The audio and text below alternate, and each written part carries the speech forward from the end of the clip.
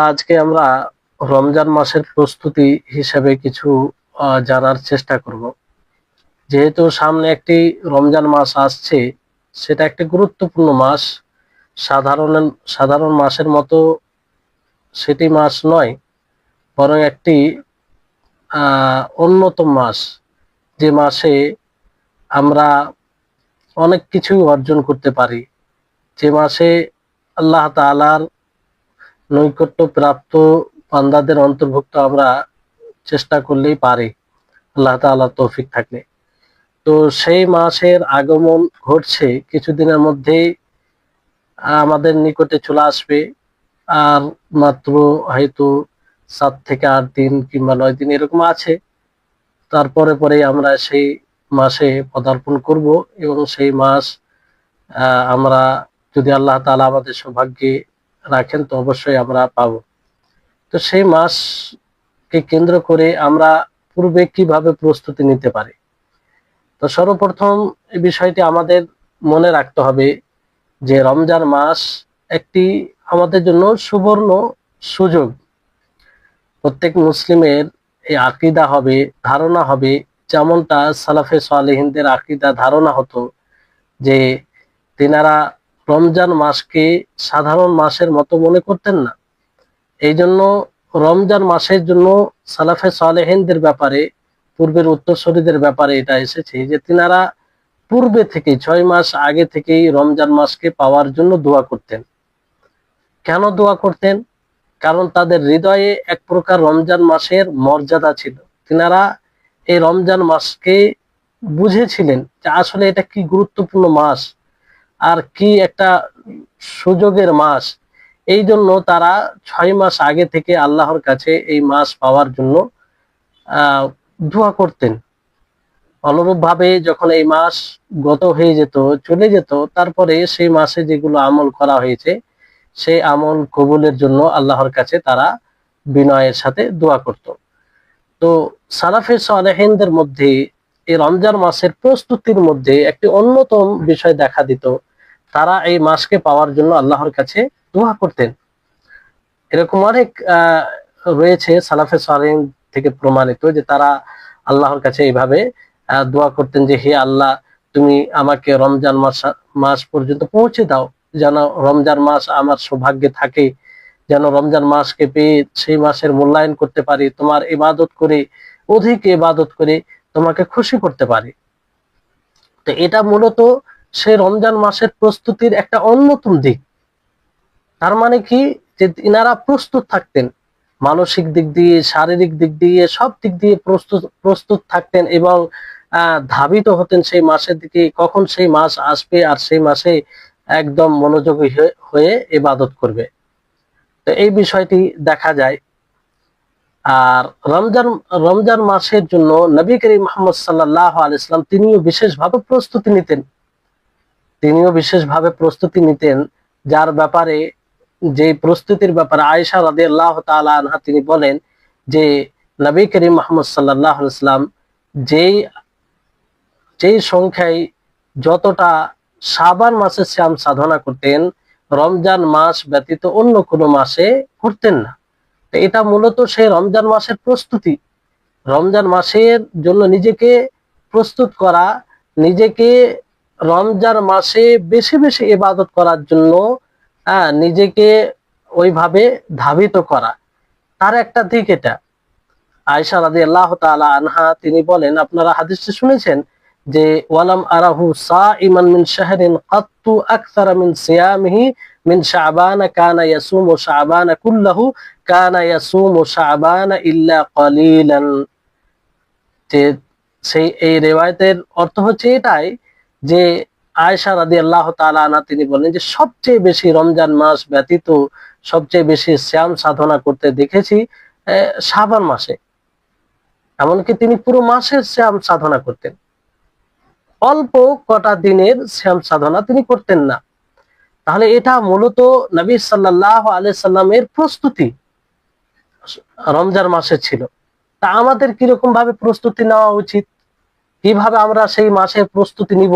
কারণ সামনে একটি অতিথি, একটি মেহমানের আগমন ঘটছে। তার জন্য আমরা কিভাবে প্রস্তুতি নেব? যেমন ধরুন, আপনার বাড়িতে কোনো যদি একটা প্রভাবশালী কিংবা যার সমাজে অনেক ওজন আছে, প্রভাব আছে, সেই ধরনের মেহমান যদি আপনার বাড়িতে আসে, তো আপনি কিরকম ভাবে প্রস্তুতি নেন? বাড়ি ঘরকে পরিষ্কার পরিচ্ছন্ন করেন এবং এমন ভাবে বাড়িকে সাজিয়ে তুলেন যাতে মেহমান দেখে আনন্দিত হয়, খুশি হয়। তো এই রমজান মাস বাকি 11টি মাসের মতো নয়, এটি একটা বিশেষ মাস। এই রমজান মাসের যা কিছু বিশেষত্ব আছে যা অন্য মাসের নেই, বিশেষ করে উম্মতে মুহাম্মাদিয়ার জন্য। আর উম্মতে মুহাম্মাদিয়ার জন্যই বেশি এগুলো। তো এই মাসের জন্য আমরা কতটা প্রস্তুতি নিব, তার জন্য আমরা কিভাবে নিজেকে তৈরি করব, সেই বিষয়ে কিছু কথা রাখবো। কারণ আমরা যতটা পূর্বে প্রস্তুতি নিব সেই মাস হিসাবে, সেই অনুযায়ী আমরা রমজান মাসকে সুন্দরভাবে অতিবাহিত করতে সক্ষম হব। তো আসুন আমরা জানি, সর্বপ্রথম যে বিষয়টি আমাদেরকে লক্ষ্য রাখতে হবে রমজান মাসের প্রস্তুতির ব্যাপারে, সেটি হচ্ছে যে নিয়ত বিশুদ্ধ করতে হবে। দৃঢ় সংকল্প করতে হবে যে আসন্ন রমজান মাসকে আমি ইবাদত, আল্লাহ তাআলার ইতাআত, আল্লাহ তাআলার অনুসরণের মাধ্যমে অতিবাহিত করব এবং যত প্রকারের মন্দ জিনিস রয়েছে সমস্ত মন্দ বিষয়কে পরিহার করব। আর ইতাআতের জন্য, আল্লাহ তাবারক ওয়া তাআলার ইবাদতের জন্য নিজেকে ওয়াকফ করে দেব, বিশেষ করে এই রমজান মাসে। তাহলে এরকম দৃঢ় সংকল্প থাকবে আপনার, দৃঢ় সংকল্প করবেন সেই রমজান মাস আসার পূর্বে। আর এটা জরুরি, কারণ আল্লাহ তাবারক ওয়া তাআলা তিনি বলেন যে আল্লাযীনা জাহাদু ফীনা লানাহদিয়ান্নাহুম ফীনা, আল্লাযী জাহাদু ফীনা লানাহদিয়ান্নাহুম, মানে আয়াত আল্লাহ তাআলা এইভাবে বলেন যে যারা আমার পথে চলার প্রচেষ্টা করে আর প্রচেষ্টায় সৎ হয়, আমি তাদেরকে পরিচালিত করব। ওয়াল্লাযীনা জাহাদু ফীনা লানাহদিয়ান্নাহুম সুবুলানা, যে যারা আমার পথে চলার প্রচেষ্টা করে আমি তাদেরকে ওই পথে পরিচালিত করব।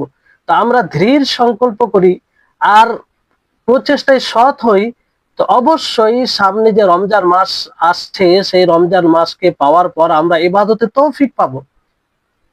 কারণ আল্লাহ তাআলার এটা ওয়াদা, প্রতিজ্ঞা, যে বান্দা সততার সাথে প্রচেষ্টা করবে তাকে আল্লাহ তাআলা তৌফিক দিবেন। তো দৃঢ় সংকল্প করতে হবে রমজান মাস আসার পূর্বেই যে আমরা রমজান মাসকে ইবাদতে অতিবাহিত করব। আর এই দৃঢ় সংকল্প করার অনেক লাভ রয়েছে, উপকার রয়েছে। তার মধ্যে একটি উপকার হচ্ছে যে আপনি দৃঢ় সংকল্প করলেন, আপনি জানেন না আপনার কখন মৃত্যু হবে, কোনো গ্যারান্টি দিতে পারেন না যে আপনি রমজান মাসকে পাবেন, এর কোনো গ্যারান্টি নেই। তো আপনি যদি দৃঢ় সংকল্প করে নেন, আর যদি আপনার তার আগে মৃত্যু হয়ে যায় রমজান মাস আসার পূর্বে, তাহলে আপনি আপনার নিয়ত অনুযায়ী সওয়াব পাবেন, নেকি পাবেন। আপনি যেহেতু জীবিত থাকলে আপনি সিয়াম সাধনা করতেন, কিন্তু আল্লাহ তাআলা নির্ধারণ করে রেখেছেন যে আপনি মারা যাবেন তার আগে, ফলে আপনি মারা গেলেন, কিন্তু আপনার পরিপূর্ণ নিয়ত আছে, ফলে আপনি সেই নিয়ত অনুযায়ী নেকি পাবেন। এই জন্য দৃঢ় সংকল্প করতে হবে রমজান মাস আসার পূর্বেই যে ইনশাআল্লাহ রমজান মাসে পুরোপুরি নিজেকে ইবাদতে, নিজের সময়, পুরো সময়কে ইবাদতে কাটাবো। কারণ এই ব্যাপারে হাদিস রয়েছে, আব্দুল্লাহ ইবনে আব্বাস রাদিয়াল্লাহু আনহুমা থেকে বর্ণিত, নবী সাল্লাল্লাহু আলাইহি সাল্লাম বলেন, ইন্নাল্লাহা কাতাবাল হাসানাতি ওয়াস সাইয়্যাত সুম্মা বায়্যানা যালিক, যে নিশ্চয় আল্লাহ তাবারক ওয়া তাআলা মন্দ এবং নেকি এবং মন্দ কর্মকে লিপিবদ্ধ করে রেখেছেন। কি করে রেখেছেন? লিখে রেখেছেন। সুম্মা বায়্যানা যালিক, আর তারপরে স্পষ্ট করেছেন, ফামান হাম্মা বিহাসানাতিন ফালাম ইয়ালামহা কাতাবাহাল্লাহু লাহু ইনদাহু হাসানাতান কামিলাতান, ফামান হাম্মা বিহাসানাতিন ফালাম ইয়ামালহা, যে ব্যক্তি কোনো সৎ কাজের, ভালো কাজের উদ্দেশ্য করলো, নিয়ত করলো, আর তার উপর আমল করলো না, তো আল্লাহ তাআলা তার জন্য এক পুরো নেকি লিখবেন, মানে সে তার নিয়তের নেকি লিখবেন। মুত্তাফাক আলাইহি রিওয়ায়াত, সহিহ বুখারী, সহিহ মুসলিম। অনুরূপ ভাবে নবী করিম মুহাম্মদ সাল্লাল্লাহু আলাইহি ওয়াসাল্লাম তিনি বলেন, ইন্নামাল আমালু বিন্নিয়াত ওয়া ইন্নামা লিকুল্লি ইমরিইম মা নাওয়া, যে সমস্ত আমল নির্ভর করে নিয়তের উপরে, আর প্রত্যেকটি মানুষের জন্য তাই রয়েছে যা সে নিয়ত করবে, যে নিয়তের ভিত্তিতে আমল করবে সেই অনুযায়ী সে ফল পাবে। তাহলে এই নিয়ত কত একটা গুরুত্বপূর্ণ বিষয়, যে আমরা আগে থেকেই নিয়ত করতে পারি, আর নিয়ত করা মানে আপনি প্রস্তুত আছেন, তো এই নিয়ত আমরা করতে পারি। এই জন্য দেখবেন অনেক এরকম রয়েছে যে আপনি পূর্বের রমজানে, গত রমজানে যাদের সাথে সিয়াম সাধনা করেছেন, যাদের সাথে রোজা রেখেছেন, যাদের সাথে কিয়াম করেছেন, তারা নেই দুনিয়ায়, তারা দুনিয়া ছেড়ে চলে গিয়েছে, মারা গিয়েছে। তাদেরও হয়তো ইচ্ছা ছিল যে সামনে রমজান মাস পেলে রমজান মাসে সিয়াম সাধনা করব, কিয়াম করব, বেশি বেশি করে ইবাদত করে আল্লাহ তাআলাকে সন্তুষ্ট করব, কত রকম আশা ছিল হয়তো, কিন্তু আল্লাহ তাআলা তাদের মুকদ্দরে রাখেনি, তারা দুনিয়া থেকে চলে গিয়েছে। কিন্তু আপনি কতটা সৌভাগ্যশীল যে আপনি জীবিত আছেন। আপনি চলে যেতে মানে মৃত্যু হয়ে গেলে আপনার কিছু করা ছিল না, কিন্তু আপনি জীবিত আছেন, তার মানে এই রমজান মাসকে পেয়ে আপনি দ্বিতীয়বার সুযোগ পেলেন, সুবর্ণ সুযোগ পেলেন আল্লাহ তাআলার নৈকট্য প্রাপ্ত বান্দাদের অন্তর্ভুক্ত হওয়ার। এই বিষয়টিকে খেয়াল রাখতে হবে যে অনেক ভাই, আমাদের প্রতিবেশী, আমাদের বন্ধু, আমাদের আত্মীয় স্বজন, আমাদের পরিচিত, তারা গত রমজান আমাদের সাথে ছিল, আজকে তারা কবরের সেই অন্ধকার কবরে রয়েছে। তারা হয়তো ইচ্ছা করছে যে আমরা জীবিত থাকলে এই রমজান মাস পেয়ে আল্লাহ তাআলাকে সন্তুষ্ট করার জন্য ইবাদত করতাম, কিন্তু আজকে তাদের ইচ্ছা করেও কোনো লাভ হবে না। এই জন্য মনে রাখতে হবে যে আমাদের প্রত্যেকটা আগামী দিন পরিপূর্ণ হবে কিনা এর গ্যারান্টি নেই। প্রত্যেকটি যে আশা আমরা করে রেখেছি ভবিষ্যতে, যে এটা করব ওটা করব, সেটা পূর্ণ করতে পারবো কিনা এর কোনো গ্যারান্টি নেই। যদি এই বিষয়টা আমরা ভালো করে বোঝার চেষ্টা করি, তো আমাদের এই আশার প্রতি ঘৃণা জমে যাবে। আমরা যে অনেক আশা করি, এটা করব ওটা করবো, আর সেই আশার পিছনে ছুটতে গিয়ে আসল মৌলিক বিষয় থেকে হাতছাড়া হয়ে যায়। কিন্তু এর বাস্তবতা যদি আমরা বুঝি, তা এতটা আমরা আশা করব না। সবসময় লক্ষ্য রাখবো যে আজ আছে কালকে নেই, 1 ঘন্টা পরে আবার জীবিত থাকবো তার কোনো গ্যারান্টি নেই। সেই হিসেবে আমরা আখেরাতে যদি প্রস্তুতি নিতাম, তাহলে এরকমটা হতো না। এই জন্য ওমর বিন আব্দুল আজিজ তিনি মানুষকে খুতবা দিতে গিয়ে সম্বোধন করে বলেন যে তোমরা অনর্থক সৃষ্টি করা হয়নি, তোমাদেরকে বেকার সৃষ্টি করা হয়নি, তোমাদের জন্য একত্রিত হওয়ার জায়গা রয়েছে, ফিরে আসার একটি জায়গার স্থান রয়েছে, যেখানে আল্লাহ তাবারক ওয়া তাআলার ফজল হবে, অনুগ্রহ হবে। তো যে ব্যক্তি আল্লাহর রহমত থেকে বের হয়ে যাবে, সে ক্ষতিগ্রস্ত হবে, সে বিফলে যাবে, অথচ তার রহমত সমস্ত জিনিসকে পরিবেষ্টন করে আছে।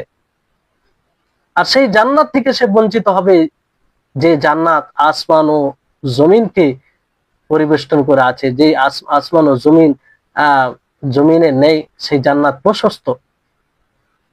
তো এটা থেকে উদ্দেশ্য হচ্ছে এটা, যাতে আমরা সেই বিষয়কে খেয়াল করে আমরা নিজের আশাকে কমিয়ে দিই, পার্থিব আশা অতটা না করি, সেই পরকালকে তৈরি করার জন্য আমরা প্রস্তুত হই। তাহলে এইভাবে আমরা যদি এটাকে স্মরণে রাখি, আর এইভাবে আমরা নিয়তকে ঠিক রাখি, তো ইনশাআল্লাহ আসন্ন রমজান মাসে ইবাদত করতে খুব ভালো লাগবে, এবং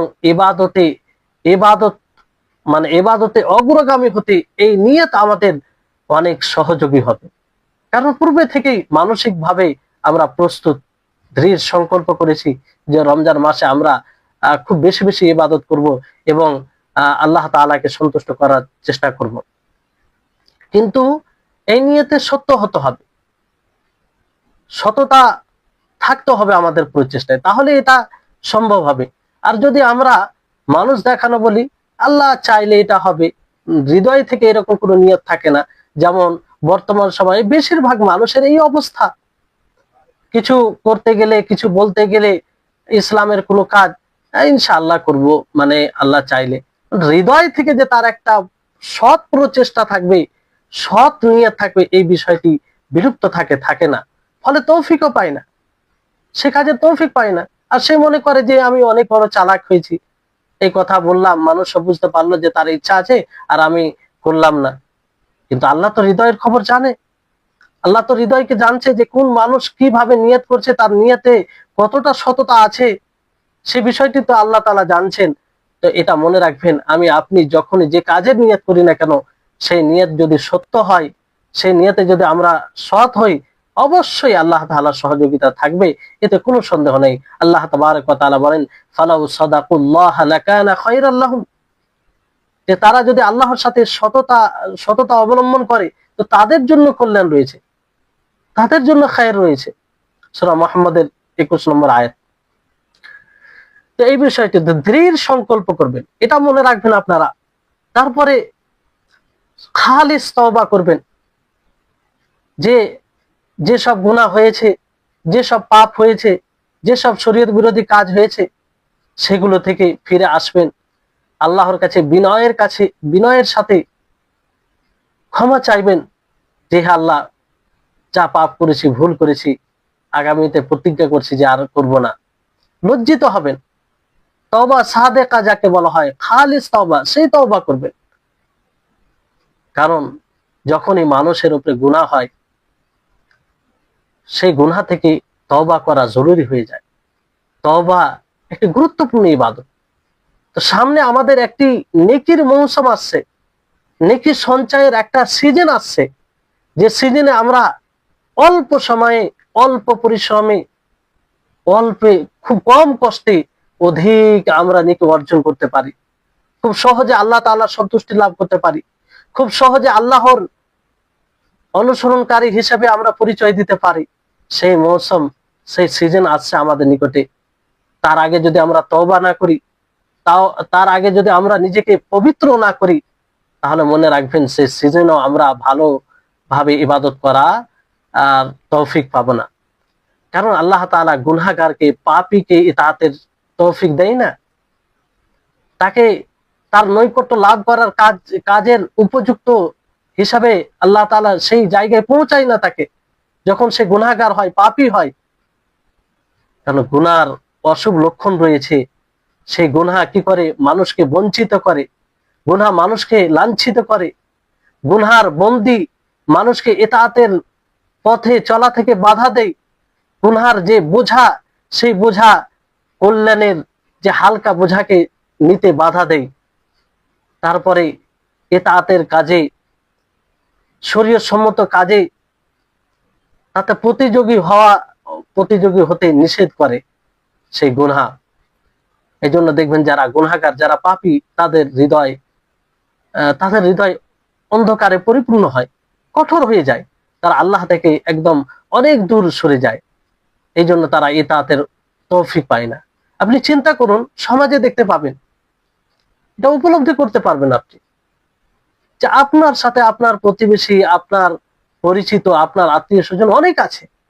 রমজান মাস এতটা গুরুত্বপূর্ণ মাস, যে মাসে আল্লাহ তাআলা জান্নাতের দরজা উন্মুক্ত করে দেন, যে মাসে আল্লাহ তাআলা জাহান্নামের দরজা বন্ধ করে দেন, যে মাসে শয়তানদেরকে শিকলাবদ্ধ করে দেওয়া হয়, এতগুলো বিশেষত্ব রয়েছে সেই মাসে।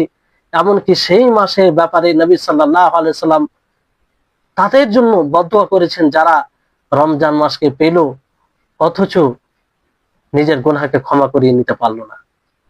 জিবরাইল আলাইহিস সালাম এই বদদোয়া করেন, তাতে তিনি, আল্লাহ নবী আমিন বলেন। এতগুলো বিষয় থাকার পরেও অনেক মানুষ দেখবেন যে রমজান মাসে সিয়াম সাধনা করে না, রোজা রাখে না, সালাত আদায় করে না, কিয়াম করে না। কেন?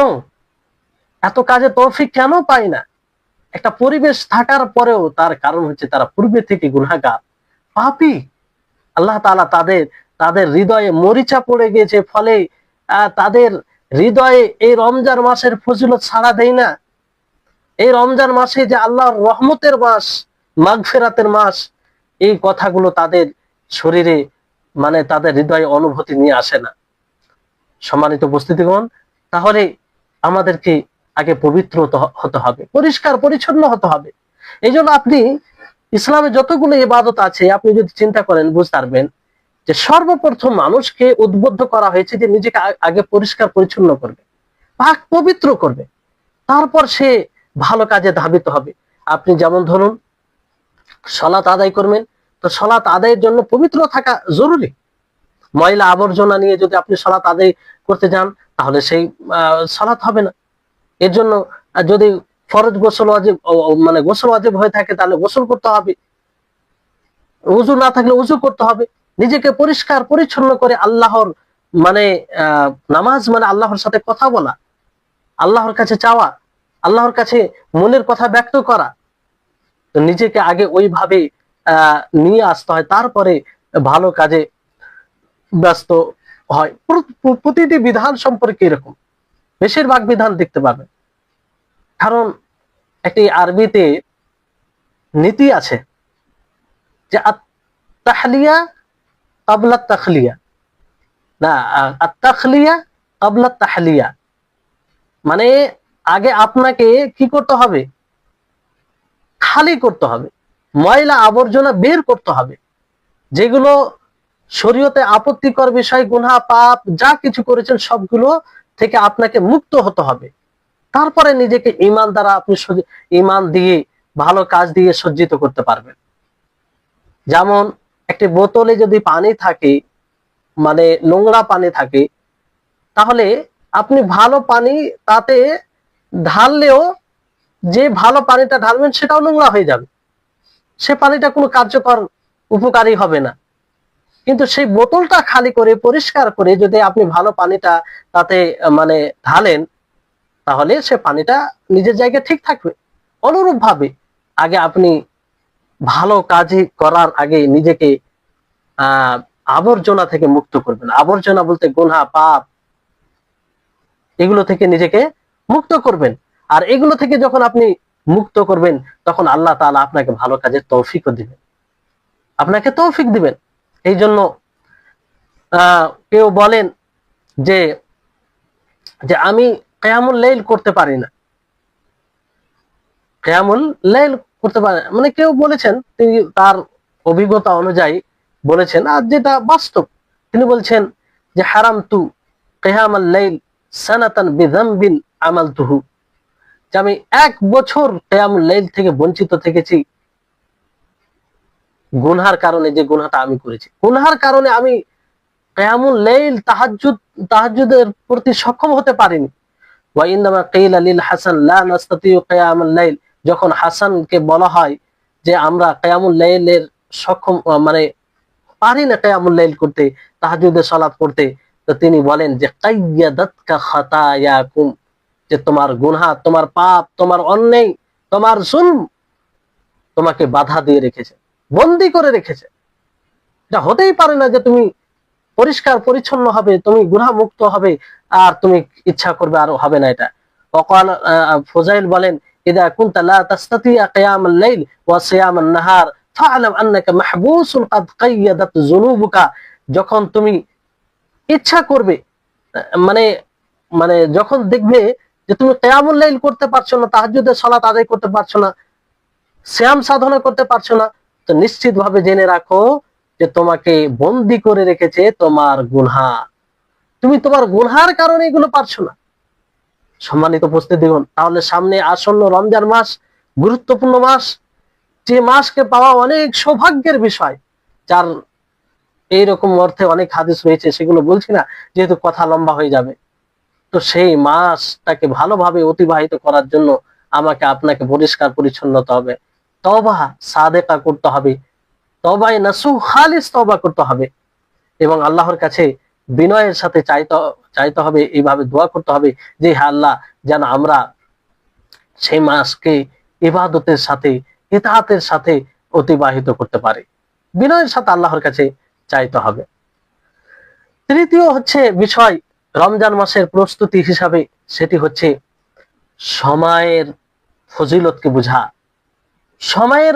সময়ের যে দাম এটাকে বোঝা।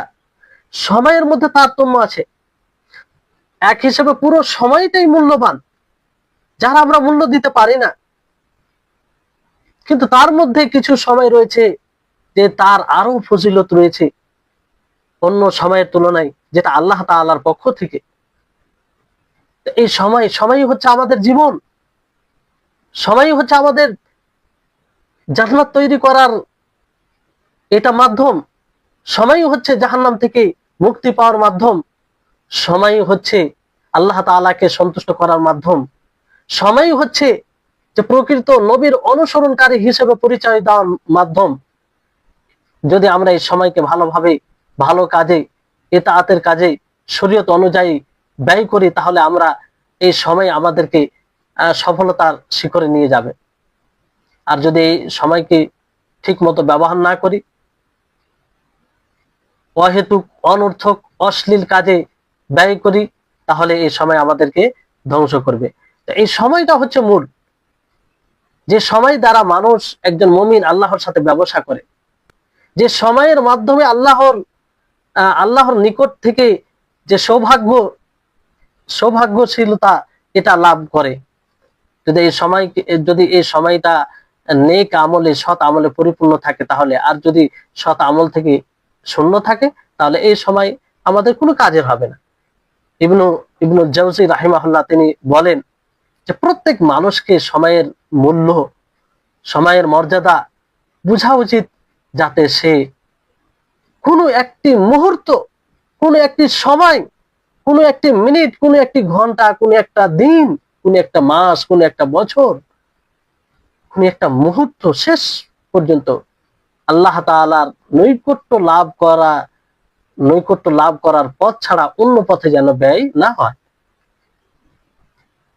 যদি মানুষ সময়ের মূল্যকে বুঝে, তো এটাই প্রচেষ্টা থাকবে, এইভাবেই সে জীবনযাপন চলার সে চেষ্টা করবে। এই জন্য দেখবেন যে এই সময়ের মধ্যে যেটা বললাম যে সময় এমনিতেই মূল্যবান, আর এই সময়ের মধ্যে তারতম্য রয়েছে। তার মধ্যে রমজান মাস একটি গুরুত্বপূর্ণ মাস, আর রমজান মাসের সময় গুরুত্বপূর্ণ সময়। এই জন্য আল্লাহ তাবারক ওয়া তাআলা এই রমজান মাসকে আইয়াম মা'দুদাত বলেছেন, যে অল্প কটা দিন, ইশারা ইঙ্গিত আল্লাহ তাবারক ওয়া তাআলার, যে এই কটা দিন খুব দ্রুত চলে যাবে, খুব দ্রুত তোমাদের কাছ থেকে বিদায় নিবে। এই দামি দিনগুলো, এই মূল্যবান দিনগুলো, যে মূল্যবান দিনে তোমরা আল্লাহ তাআলার সন্তুষ্টি লাভ করতে পারবে সহজে, এটা তোমাদের কাছ থেকে খুব দ্রুত বিদায় নিবে। ফলে এই দিনগুলোকে তোমরা কাজে লাগাও। তো এই হচ্ছে বিষয়। তো মানুষ যদি সময়ের মূল্যকে বুঝে, তো সর্বোপরি চেষ্টা করবে যে তার সময় যেন ইতাআতের কাজে ব্যয় হয়। তো এই হচ্ছে রমজান মাসের প্রস্তুতির একটা বিষয়, যে আমরা সময়ের মূল্যকে বুঝবো, তার মধ্যে যেগুলো বেশি ফজিলতপূর্ণ সময় সেটার আরো মূল্যায়ন করব। আর রমজান মাস আপনারা জানেন যে খুব এটা একটা গুরুত্বপূর্ণ সময়, যেটার প্রতিটি মুহূর্ত আমরা কাজে লাগিয়ে নিজেকে আল্লাহ তাআলার নৈকট্য প্রাপ্ত বান্দাদের অন্তর্ভুক্ত করতে পারি। তারপরে আরেকটি বিষয় হচ্ছে যে এই রমজান মাসের প্রস্তুতির যে খাবার কম খেতে হবে, পূর্বে থেকেই খাবার কম খেতে হবে। এটা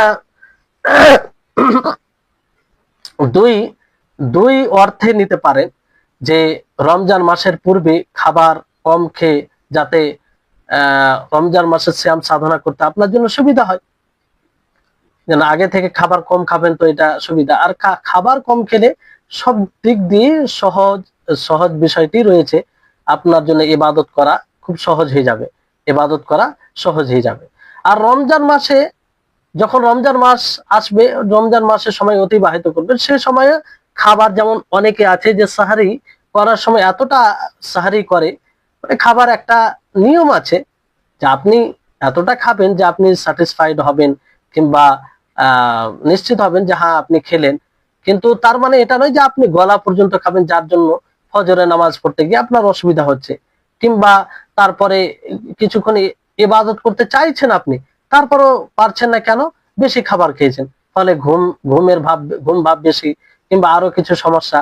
তো এই জন্য বিশেষ করে রমজান মাসে আমরা খাবারের পরিমাণটা কমিয়ে যাতে সহজভাবে ইবাদত করতে পারি। কারণ যখন মানুষ খাবার বেশি খায়, তো খাবার বেশি খাওয়াতে কি হয়, শরীর ভারী হয়ে যায়। আর যখন শরীর ভারী হয় তখন ইবাদত ভারী হয়ে মানে কঠিন হয়ে যায়। তো খাবার হালকা হলে এটা মানে, আর আরেকটি বিষয় বলা হয় যে খাবার বেশি খেলে হৃদয় কঠোর হয়ে যায়।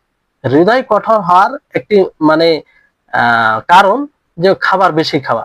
আমরা যদি খাবার নিয়মিত খাই তাহলে হৃদয় আমাদের কোমল থাকবে, আর কোমল থাকলে অনেক বিষয়ে আমরা শরীয়তে ইসলামিয়াতে বুঝতে সুবিধা হবে, এবং জাহান্নামের কথা যখন শুনবো সেই জাহান্নামকে শুনে আমরা ভয়ে ভীত হব, এবং জান্নাতের কথা শুনে সেদিকে ধাবিত হওয়ার চেষ্টা করব।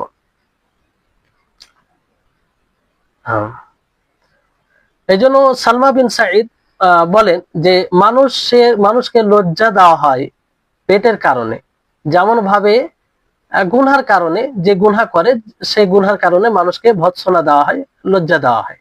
এরকম পেটের কারণে, যে বেশি খেলে বেশি, এটা অনেক সময় এরকমটা হয়, আর অনেক সময় এটা খাওয়ার কারণও অন্য কারণে হয়ে যায়। তো সবসময় চেষ্টা করতে হবে যে এতটা পরিমাণে খাওয়া, যে পরিমাণে খাবার খেয়ে ঠিক মতো ইবাদত করতে পারবে। তারপরে রমজান মাসের প্রস্তুতি হিসাবে আরেকটি খুব গুরুত্বপূর্ণ বিষয়, সেটি হচ্ছে যে আপনি সিয়ামের বিধান সম্পর্কে জানবেন, যেটা আলহামদুলিল্লাহ আপনারা বেশ পূর্বে এই মাসের শুরু থেকে আপনারা তার প্রস্তুতি লেগে আছেন। সেই রমজান মাসের সিয়ামের বিধান, কিভাবে সিয়াম রাখতে হবে, কখন এটা রোজা ভঙ্গ হয়ে যাবে, এগুলো বিষয় জানা, কারণ এটা জরুরি। আর এটা মূলত সেই রমজান মাসের প্রস্তুতি। যে কোনো আপনি ইবাদত করবেন, সেই ইবাদতের পূর্বে আপনি সেই ইবাদতকে ভালো করে জানবেন, যাতে আপনি সেই ইবাদতকে বাসিরাতের সাথে করতে পারেন, দূরদর্শিতার সাথে করতে পারেন, জেহালাত ও মূর্খতার সাথে নয়। অনেকেই ইবাদত করতে হয় করে না জানার কারণে, সঠিক জ্ঞান না থাকার কারণে অনেক সময় ইবাদত নষ্ট হয়, ইবাদত গ্রহণযোগ্য হয় না। ফলে রমজান মাসের প্রস্তুতির একটা দিক হচ্ছে যে আপনি কি করবেন, রমজান মাসে সিয়ামের যে বিধান রয়েছে, মাসলা মাসাইল রয়েছে, সেগুলো সম্পর্কে জ্ঞান অর্জন করবেন। এতে আপনি কি, যে যতদিন জ্ঞান অর্জন করবেন সেটা স্বতন্ত্র একটি ইবাদত। আর ওই যে ইবাদত সম্পর্কে আপনি যতটা জ্ঞানী হবেন, ততটাই সেই ইবাদত ফলদায়ক হবে, ততটাই সেই ইবাদত আপনার তাকওয়া, আপনার হৃদয়ে তাকওয়া নিয়ে আসতে, আপনাকে আল্লাহর কাছে করতে সহযোগী হবে। একজন মানুষ সিয়ামের শর্ত, সিয়ামের যে আদব রয়েছে, শিষ্টাচার রয়েছে, এবং সিয়াম রাখতে গেলে কি কি জরুরি, সিয়াম রাখতে গেলে কি কি জিনিস থেকে বিরত থাকতে হবে, কি কি জিনিস দ্বারা সিয়াম ভঙ্গ হয়ে যায়, একটা খাবার ও পানাহার সুস্পষ্ট বিষয়। তারপর আরো কিছু বিষয় রয়েছে, যে কথার দিক দিয়ে, আমলের দিক দিয়ে কিছু বিষয় রয়েছে, যেগুলো করতে গেলে সিয়াম দুর্বল হয়ে যায়, এইসব বিষয়গুলো আপনি যদি জানতে পারেন, তাহলে কি হবে, এতে আপনি বেশি উপকৃত হবেন এই ইবাদত দ্বারা। তারপরে রমজান মাসের প্রস্তুতি হিসেবে আরেকটি বিষয় আপনি মনে রাখবেন, যে অভ্যস্ত করবেন নিজেকে রমজান মাসের উপরে, অভ্যস্ত মানে এর যে সামনে রমজান মাস আসছে, সেটাতে আপনি রোজা রাখবেন, তার প্রতি নিজেকে অভ্যস্ত করবেন, যাতে সেই রমজান মাসের রোজা রাখতে গিয়ে কোনো প্রকারের আপনার কষ্ট না হয়। কারণ বছরে একবার আসে, বছরে একবার সুযোগ পান, যেটা আপনাদেরকে বললাম, যে সুযোগ সব সময় পায় না মানুষ। অনেক সময় দেখবেন কিছু মানুষ আছে যারা রমজানের 2 দিন আগে দুনিয়া থেকে বিদায় নিবে, অনেকে আছে প্রথম রমজান পেয়ে দুনিয়া থেকে বিদায় নিবে। তাদের হয়তো যদি মুমিন হয়ে থাকে, তো কত আশা থাকে যে এই রমজান মাসে ইবাদত করে আল্লাহ তাআলাকে সন্তুষ্ট করবে, কিন্তু মুকদ্দারে তাদের থাকে না, দুনিয়া থেকে চলে যেতে হয়। তো এই রমজান মাস যেহেতু বছরে একবার পাবেন, তার জন্য আপনি যাতে কোনো প্রকারের তাতে ব্যাঘাত না হয়, সেজন্য আপনি নিজেকে রোজার প্রতি অভ্যস্ত করবেন, সিয়ামের প্রতি অভ্যস্ত করবেন নিজেকে। এই জন্য নবী করিম মুহাম্মদ সাল্লাল্লাহু আলাইহি ওয়াসাল্লাম কিভাবে তার প্রস্তুতি নিতেন, যে শাবান মাসে বেশি বেশি করে সিয়াম সাধনা করতেন। তা আমরাও কি করতে পারি, শাবান মাসে বেশি বেশি করে সিয়াম রাখতে পারি। আর তো মাত্র কটা দিন বাকি রয়েছে। তো আমাদের উচিত ছিল যে পূর্বে শাবান মাসের প্রথম তারিখ থেকে যতটা সম্ভব রোজা রাখতে পারি, তাহলে রমজান মাসের রোজা রাখতে গিয়ে অসুবিধা হবে না। অসুবিধা হবে না, কারণ আপনি আগে থেকে রেখে আপনি অভ্যস্ত, মানে অভ্যাস করে নিয়েছেন।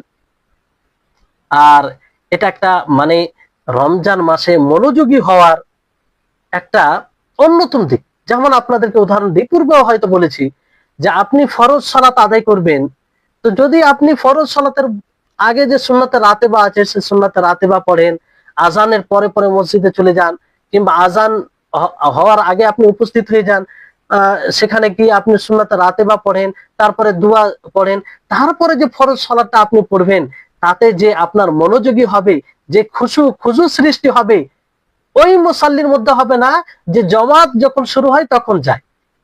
পার্থক্য এটা আপনি নিজে উপলব্ধি করতে পারবেন। তো এইরকম বিষয়। তো আপনি যদি আগে থেকে সিয়াম সাধনা করে একটু নিজের মন মস্তিষ্ককে, নিজের মিজাজকে সেই রকম ভাবে তৈরি করে নেন, তো রমজান মাস আসলে পরিপূর্ণভাবে সেই মনোযোগী হয়ে সিয়াম সাধনা করবেন, আর সেই ইবাদতের একটা স্বাদ, ইন্টারেস্ট আলাদাই হবে। এই হচ্ছে বিষয়। এটা একটা রমজান মাসের প্রস্তুতির একটা বিষয়। তারপরে যেহেতু রমজান মাসে রয়েছে কিয়ামুল লাইল, যাকে আমরা তারাবি বলি, তারাবি, কিয়ামুল লাইল, তাহাজ্জুদ সব একই নামাজ, আলাদা কোনো নামাজ নাই। রমজানে জামাতে হয়, শুরু রাত্রে হয়ে যায়, এই জন্য তারাবি বলা হয়, কিন্তু সেই কিয়ামুল লাইল, এটা কিয়ামুল লাইল, তো নামাজ কোনো ভিন্ন নয়, নাম এরকম বিভিন্ন নামে বলা হয়। তো এখানে যেহেতু সেই মাসে কিয়ামুল লাইলের অনেক ফজিলত, মান কামা রমাজানা ঈমানাও ওয়া ইহতিসাবান গুফিরা লাহু মা তাকাদ্দামা মিন যামবিহি, যে ব্যক্তি রমজান মাসের কিয়াম করলো, তারাবি সালাত নিয়মিত পড়লো, সে কি তার পূর্বের সমস্ত গুনাহ আল্লাহ তাআলা মাফ করে দিবেন। তো এই ফজিলত আপনি নেওয়ার জন্য আগে থেকে অভ্যস্ত হতে হবে। তো আগে থেকে যদি আপনি এটা আমল করেন তাহলে সুবিধা হবে, কষ্টকর হবে না। অনেকে দেখবেন জীবনে কোনোদিন কোনোভাবে 5 ওয়াক্তের সালাত আদায় করে, হঠাৎ করে যখন রমজান মাস আসে তারাবি পড়তে তাদের এত বোঝা হয়ে যায় পাহাড় সমতুল্য। এই জন্য যেখানে ইমাম রয়েছে, বিশেষ করে গ্রাম্য এলাকায়, বড় দুঃখ হয় যে বছরে একবার আল্লাহ তাআলা এই রমজান মাসে রোজা ফরজ করেছেন, আর বছরে একবার এরকম কিয়ামুল লাইল তারাবির সুযোগ পায়। তো গ্রাম্য এলাকায় অনেক দেখা যায় যে একদম ছোট ছোট সূরা পড়া হয়, দুই একটি আয়াত করে পড়া হয়, আর তার চেয়ে বেশি যদি ব্যতিক্রম কোনো ইমাম করে দেয় তো তাকে নানা রকম কথা বলে যে কেন লেট হলো, কেন বিলম্ব হলো, তাড়াতাড়ি করতে হবে, এই অসুবিধা, গরম লাগছে, কি মশার কামড়, এই বিভিন্ন রকমের অসুবিধা। কিন্তু যদি এই নামাজের প্রতি কেউ অভ্যস্ত হয়, তাহলে কি এই কথা বলবে? বলবে যে এটা তো সুবর্ণ সুযোগ, রমজান মাসে আমরা সবাই একসাথে ইমামের পিছনে এই কিয়ামুল লাইল তারাবি নামাজ আদায় করছি, একটু কষ্ট হলে কি আছে। আমাদের বড় ব্যাধি হচ্ছে এটা যে আমরা একটু সামান্য কষ্টের জন্য প্রতিদানকে ভুলে যাই। সবচেয়ে বড় ব্যাধি এটা, যে প্রতিদানকে ভুলে যায়। যে এর প্রতিদান কি? যখন আমরা প্রতিদান শুনি যে মান কামা রমাজানা ঈমানান ওয়া ইহতিসাবান গুফিরা লাহু মা তাকাদ্দামা মিন যামবিহি, এটা মনে থাকে, বাহ এত চমৎকার, এটা পুরস্কার, খুব আমরা আগ্রহী হই।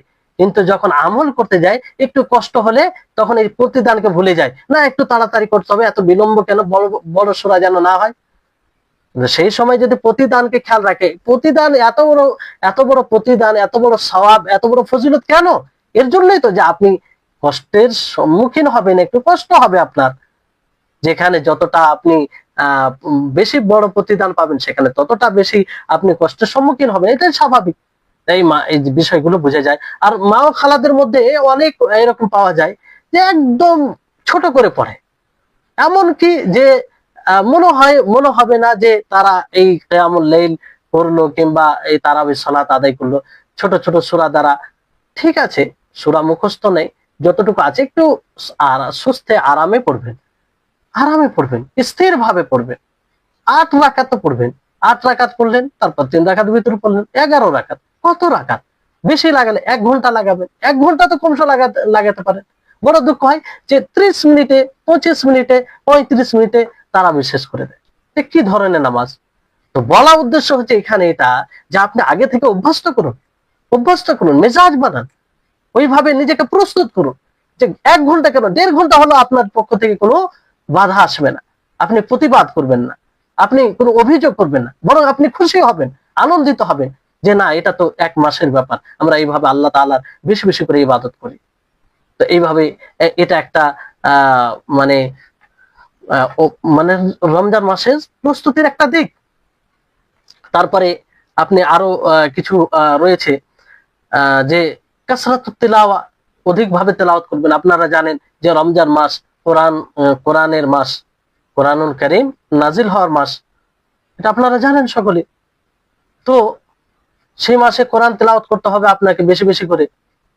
সারা বছর তেলাওয়াত করতে হবে, কিন্তু সারা বছরের তুলনায় রমজান মাসে বেশি করতে হবে, কারণ সেটি কোরআন অবতীর্ণ মাস। নবী করিম মুহাম্মদ সাল্লাল্লাহু আলাইহি ওয়াসাল্লাম বিশেষ ভাবে এই কোরআন শোনাতেন জিবরিল আলাইহিস সালামকে রমজান মাসে। এর জন্য কি করতে হবে? অনেকে দেখবেন সারা বছর কোরআন স্পর্শ করবে না। কোরআন যে ওই বাড়িতে থাকে, কারো বড় দুঃখ হয়, অনেক অনেক এরকম বাড়ি আছে যে সেই বাড়িতে 10 জন 12 জন সদস্য থাকে আর সেই বাড়িতে কোরআন নেই। আল্লাহুল মুস্তাআন। আল্লাহ আমাদের মানে এই রকম অবস্থা থেকে আমাদের হেফাজত করুন। আল্লাহর আশ্রয় চাই। এতটা যদি দুরবস্থা হয় তাহলে কি বলা যাবে বলেন, যে একটা বাড়িতে 10টা 12টা সদস্য থাকার পরেও সেই বাড়িতে এমন লোক নাই যে কোরআন পড়বে, কোরআন অধ্যয়ন করবে।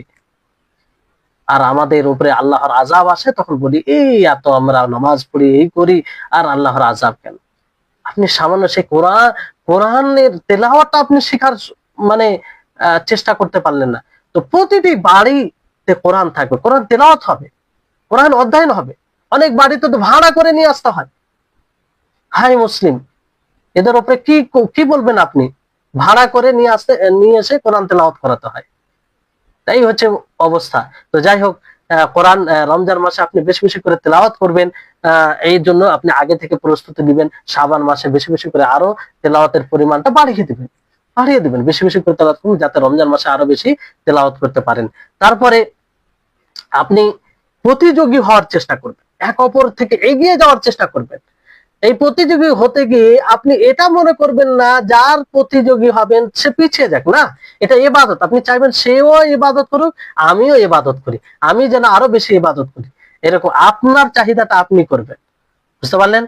কারণ ইবাদতে প্রতিযোগী হওয়া মানে দ্রুত অগ্রগামী হওয়া, এটা মাতলুব, এটা এর আদেশ তো আমরা আল্লাহ তাবারক ওয়া তাআলা তিনি বলেন যে ওয়াসারিউ ইলা মাগফিরাতিন মির রাব্বিকুম ওয়া জান্নাতিন আরদুহাস সামাওয়াতু ওয়াল আরদু ওয়াইদ্দাত লিল মুত্তাকিন, যে তোমরা ছুটে পড়ো, তোমরা ধাবিত হও তোমার রবের মাগফিরাতের দিকে এবং জান্নাতের দিকে, যে জান্নাতের প্রশস্ততা আসমান ও জমিনের মতো, ওয়াইদ্দাত লিল মুত্তাকিন, যে জান্নাত মুত্তাকিদের জন্য তৈরি করা হয়েছে। এটা সারিও বলা হয়েছে তোমরা ধাবিত হও, ছুটে পড়ো, দ্রুত বেগে যাও। তো রমজান মাস আসছে, সেই মাস একটা ফজিলতের মাস, সেই মাসের নেকি আমলের নেকি বেশি। তো সেই অনুযায়ী আমাদেরকে প্রস্তুতি নিতে হবে না, বেশি বেশি করে ইবাদত অন্য মাসের তুলনায়। তারপরে আল্লাহ সুবহানাহু ওয়া তাআলা অন্য আয়াতে এইভাবে বলে, সূরা যে আয়াতটি বললাম সেটা সূরা আল ইমরানের 133 নম্বর আয়াত। আর আল্লাহ তাআলা সূরা হাদীদের 21 নম্বর আয়াতে বলেন, সাবিকু ইলা মাগফিরাতিন মির রাব্বিকুম ওয়া জান্নাতিন আরদুহা কাআরদিস সামাই ওয়াল আরদ ওয়াইদ্দাত লিল্লাযিনা আমানু বিল্লাহি ওয়া রাসূলিহি যালিকা ফাদলুল্লাহি ইউতিহি মান ইয়াশা ওয়াল্লাহু যুল ফাজলিল আযীম। যে তোমরা তোমাদের রবের মাগফিরাতের দিকে ছুটে পড়ো, অগ্রগামী হও, আর জান্নাতের দিকে, যে জান্নাত যার প্রশস্ততা আসমান ও জমিনের প্রশস্ততার মতো, আর সেটা তৈরি করা হয়েছে সেই সব ব্যক্তিদের জন্য যারা আল্লাহর উপরে, তার রাসূলগণের উপরে ঈমান এনেছে। এটা তো আল্লাহ তাআলার ফজল, আল্লাহ তাআলার অনুগ্রহ। আল্লাহ তাআলা যাকে চান তাকে দেন, তিনি ফজল, তিনি অনুগ্রহের মালিক। তাহলে এই হচ্ছে বিষয়। তাহলে আমরা মানে প্রতিযোগী হতে হবে, তার আগেই এই চিন্তা ভাবনা আমাদের মধ্যে নিয়ে আসতে হবে, তো এই হচ্ছে বিষয়। রমজান মাসের প্রস্তুতির ব্যাপারে অনেক বিষয় রয়েছে, কি বিষয় আপনাদেরকে বলবো আর কি বলবো না সেটা আমি কোনটি ছাড়বো আর কোনটি ছাড়বো সেটা খুঁজে পাচ্ছি না। তো বিশেষ করে শাবান মাস যেটা যে কটা দিন আছে এই কটা দিনকে আমরা কাজে লাগাতে পারি। আর এই শাবান মাসের সম্পর্কে অনেকেই বলেছেন যে রমজান যেমন শাবানের পূর্বে কি রজব মাস, তো রজব মাসকে সালাফগণ কি বলেছেন যে এটা বীজ বপনের মাস। এটা কি বীজ বপনের মাস। আর শাবান মাস হচ্ছে সে খেতে পানি সেচ করার মাস। কিসের মাস? পানি সেচ, পানি দেওয়ার মাস। আর রমজান মাস হচ্ছে ফসল কর্তন করার মাস। তা আপনি যদি রজব মাসে বীজ বপন না করেন, শাবান মাসে পানি না দেন, তো রমজান মাসে ফসল কিভাবে কাটবেন? এই জন্য মানে কি রজব মাস থেকে প্রস্তুতি শুরু করে দাও। রজব মাস থেকেই তোমার ওই চিন্তাধারা শারীরিক ভাবে এবং মানসিক ভাবে রমজান মাসের দিকে ধাবিত করো। সেখান থেকে এটা একটা মানে তাহলে এইভাবে প্রস্তুতি সেই রমজান মাসে ইবাদত করতে সুবিধা হবে, সুবিধা হবে। তারপরে আরেকটি বিষয় যে এই রমজান মাস, আসন্ন রমজান মাস, এই রমজান মাসকে নিয়ে আনন্দিত হতে হবে। খুশি, এক প্রকার আনন্দ, এটা আমার আপনার মধ্যে থাকতে হবে। এটা পরিচয় দেয় যে আপনি আসলে এই রমজান মাসে কতটা আপনি আগ্রহী। আর যতটা আপনি আগ্রহী হবেন ততটা আপনি ইবাদত করবেন। এটা স্বাভাবিক বিষয়। যে অনাগ্রহী সে কি করবে?